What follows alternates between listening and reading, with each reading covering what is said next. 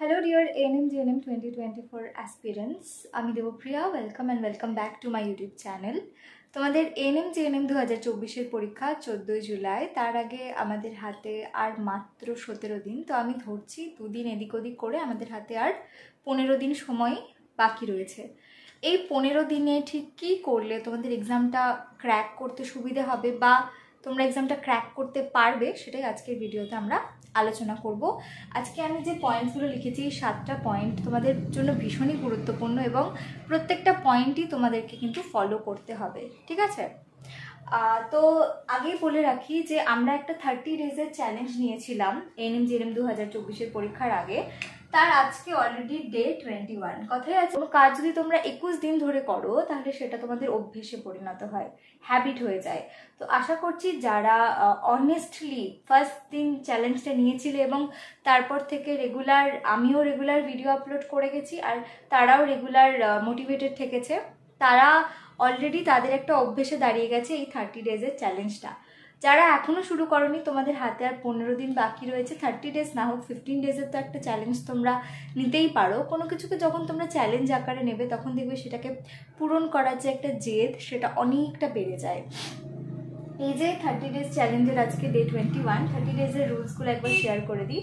Regular সব কটা subject তোমাদেরকে কভার করতে হবে আর রেগুলার তোমাদেরকে একটা করে টেস্ট দিতে হবে। টেস্ট দেওয়া প্রসঙ্গে বলে রাখি, আমাদের কোচিং ইনস্টিটিউট প্রেপকম নিয়ে এসেছে test series, unit test, mock test series. তোমাদের মধ্যে যদি কেউ আমাদের টেস্ট সিরিজে জয়েন করতে চাও তাহলে অবশ্যই স্ক্রিনে মেনশন করা নাম্বারে কন্ট্যাক্ট করে নিতে পারো। এই লাস্ট 15 দিন তোমাদের যে বিষয়গুলো মাথায় রাখতে হবে, ফার্স্ট পয়েন্টই হচ্ছে previous year question paper. Previous year question paper তোমাদের মধ্যে অনেকে আমি জানি অলরেডি সলভ করে ফেলেছো। যারা করনি তারা অবশ্যই প্রিভিয়াস ইয়ার কোয়েশ্চেন পেপারগুলো সলভ করো। কোয়েশ্চেন পেপারের PDF যদি চাও, আমাদের ডিসক্রিপশন বক্সে গ্রুপের লিঙ্ক দেওয়া রয়েছে। টেলিগ্রাম গ্রুপে আমরা শেয়ার করেছি, এমনি গ্রুপগুলোতেও করেছি, তোমরা জয়েন করে যাও। আমি আরেকবার তোমাদের সাথে প্রিভিয়াস ইয়ার কোয়েশ্চেন পেপারগুলো শেয়ার করে দেবো, ঠিক আছে? প্রিভিয়াস ইয়ার কোয়েশ্চেন পেপারের এমন একটা কোয়েশ্চেনও যেন না থাকে যেটা তোমাদের অজানা। 2021 সালের দুটো, 2022 সালের দুটো, 2023 সালের একটা, টোটালে 5টা তোমাদের তোমরা প্রিভিয়াস ইয়ার কোয়েশ্চেন পেপার পাবে, সেট পাবে। তো 5টার একটা কোয়েশ্চেনও যেন এমন না হয় যে তোমরা জানো না, কারণ বিগত বছরে আমরা দেখেছি যে previous year question paper repeat হয়েছে। এবার তোমাদের হাতে অলরেডি স্কোর করার একটা সুবর্ণ সুযোগ থাকা সত্ত্বেও কেন তোমরা সেটা ছেড়ে যাবে? হ্যাঁ, অবশ্যই কিন্তু তোমরা প্রিভিয়াস ইয়ার কোয়েশ্চেন পেপারটা থরলি সলভ করে যাবে।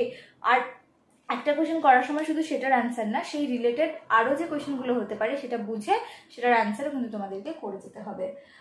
তারপরে চলে আসি হচ্ছে সিলেবাস আশা করছি সবার কমপ্লিট। যদি না কমপ্লিট হয়ে থাকে দেন কমপ্লিট করে নাও আর ফোকাস করো এখন মোস্ট ইম্পর্টেন্ট টপিক্সে। এই সময় দাঁড়িয়ে তোমাদের কিন্তু মোস্ট ইম্পর্টেন্ট টপিক্সগুলোর উপর বেশি ফোকাস করা উচিত বলে আমি মনে করি। আমি তোমাদের সাথে অলরেডি প্রত্যেকটা সাবজেক্টের মোস্ট ইম্পর্টেন্ট টপিক্সের ভিডিওস শেয়ার করেছি, যার লিঙ্ক ডিসক্রিপশন বক্সে দেওয়া থাকবে, তোমরা অবশ্যই দেখে নিতে পারো। আর একটা জিনিস, র্যাপিড রিভিশন। আমি এর আগে 30 ডেজ চ্যালেঞ্জেও বলেছিলাম এই কথাটা, আবারও রিপিট করব। র্যাপিড রিভিশন করতে হবে। আধ ঘন্টা মধ্যে চেষ্টা করবে একটা চ্যাপ্টার শেষ করার। এমন না যে একটা চ্যাপ্টার নিয়ে বসে পড়লে ওটা নিয়ে তুমি সারাদিন 4 ঘন্টা 5 ঘন্টা পার করে দিচ্ছ, সেটা যেন না হয়। তোমাদেরকে স্পিড বাড়াতে হবে, রিভিশন খুব তাড়াতাড়ি করে করতে হবে। আর আগে আমি বলতাম যে বেস ক্লিয়ার করতে হবে, আশা করি এতদিনে সবার বেস ক্লিয়ার হয়ে গেছে। এখন যেটা ফোকাস হবে সেটা হচ্ছে practice more and more MCQ। যত পারবে MCQ প্র্যাকটিস করবে। MCQ প্র্যাকটিস করতে থাকলে তোমাদের অভ্যেসটা কিন্তু সাথে সাথে হয়ে যাবে।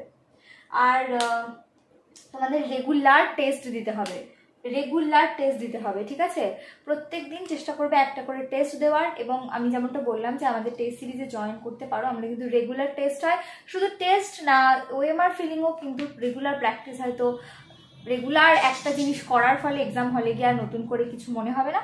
তো অবশ্যই টেস্ট কিন্তু রেগুলার দিতেই হবে। আর MCQ যত পারবে সলভ করবে। MCQ এর আমাদের লাইফ সায়েন্স এবং ফিজিক্যাল সায়েন্সের নোটস রয়েছে।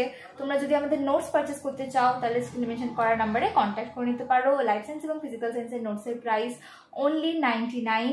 আর লাইফ সায়েন্সের ক্ষেত্রে প্রত্যেকটা চ্যাপ্টারের 100 to 150 MCQs, ফিজিক্যাল সায়েন্সের ক্ষেত্রে 50 to 100 MCQs রয়েছে। এছাড়া প্রত্যেকটা চ্যাপ্টারে রয়েছে ব্রিফ ডেসক্রিপশন। এখন তো বই খুলে একটা চ্যাপ্টার 30-40 পেজ পড়া সম্ভব না, ওখানে সুন্দর করে ব্রিফ ডেসক্রিপশন দেওয়া রয়েছে, যেখান থেকে তোমাদের পড়তে অনেকটাই সুবিধা হবে। আর স্ট্রেস কমাতে হবে, ঠিক আছে? তুমি একটা জিনিস লক্ষ্য করে দেখবে, যখন তোমাদের স্ট্রেস থাকে তখন তোমাদের প্রোডাক্টিভিটি যা হয়, স্ট্রেস ফ্রি হয়ে কোনো কাজ করলে কিন্তু প্রোডাক্টিভিটি অনেক গুণ বেড়ে যায়। এই মুমেন্টে আমি জানি টেনশন হবে, নার্ভাসনেস কাজ করবে যে আদৌ তোমরা ক্র্যাক করতে পারবে কি পারবে না, কিন্তু বিশ্বাস করো যে তোমরা যদি পরিশ্রম করো তার ফল পাবেই। মানে এমন না যে তুমি পড়াশুনো করছো না তুমি ক্র্যাক করে নেবে, আর কিন্তু পসিবল না। তুমি তখনই ক্র্যাক করতে পারবে যখন তুমি এফোর্টটা দেবে। যার এফোর্ট বেশি হবে সেই সিলেক্টেড হবে। এতজন পরীক্ষা দিচ্ছে, তোমার এফোর্ট দেখানোর সময় এটা। তুমি নিজের এফোর্টটা দেখাও, দেখবে তার ফল তুমি নিজেই পাবে। তো এই কটা পয়েন্টসই আমার মনে হয় তোমাদের এখন ভীষণভাবে মাথায় রাখা দরকার। এবং তার সাথে সাথে যেটা বলবো, একটু সোশ্যাল মিডিয়াতে একটু অ্যাক্টিভ থাকা কম করো, স্লিপটা প্রপার করো। অনেকে কি হয়, পড়াশুনোর চাপে রাতে ঘুমোচ্ছেই না, এবং তার ফলে তার যে মনে রাখা, একটা জিনিস পড়ছো সেটা যত তাড়াতাড়ি তোমাদের মনে থাকবে বা যত দিন বেশি সময় মাথায় থাকবে, তোমরা যদি না ঘুমোও, যদি প্রপার স্লিপ ডিপ্রাইভ হও বা তোমরা যদি স্ট্রেস নাও, সেক্ষেত্রে কিন্তু সেটা হবে না। তো প্রপার একটা হেলদি লাইফস্টাইল লিড করো এই 15টা দিন। এই 15 দিন প্রপার ঘুমো, প্রপার খাও, মোবাইলটা একটু কম ইউজ করো, পড়াশুনোতে ফোকাস করো। আর অবশ্যই সারাদিন বসে পড়তে আমি কখনোই বলবো না। 1 ঘন্টা পড়ার মধ্যে তোমরা 50 মিনিট পড়ো, 10 মিনিট একটু হেঁটে আসো, 10 মিনিট একটু কারোর সাথে মা বাবার সাথে কথা বলে নাও। কিন্তু হ্যাঁ, যেটা মেন সেটা হচ্ছে এই যে 50 মিনিট পড়া সেটা যেন হয়, 10 মিনিট পড়া 50 মিনিট গল্প সেটা যেন না হয়। এই জিনিসগুলো একটু মাথায় রাখবে। All the best. আমি এখনও রেগুলারই তোমাদের সাথে আমার দেখাও হবে, আমি রেগুলার ভিডিওসও শেয়ার করব। ভিডিওটা ভালো লাগলে অবশ্যই লাইক করে দিও। এনএম জিএনএম রিলেটেড যে কোনো আপডেটের জন্য আমার এই চ্যানেলটা আর আমাদের যে অফিসিয়াল চ্যানেল রয়েছে প্রেপকম, দুটোকেই সাবস্ক্রাইব করে রাখো। Thanks for watching.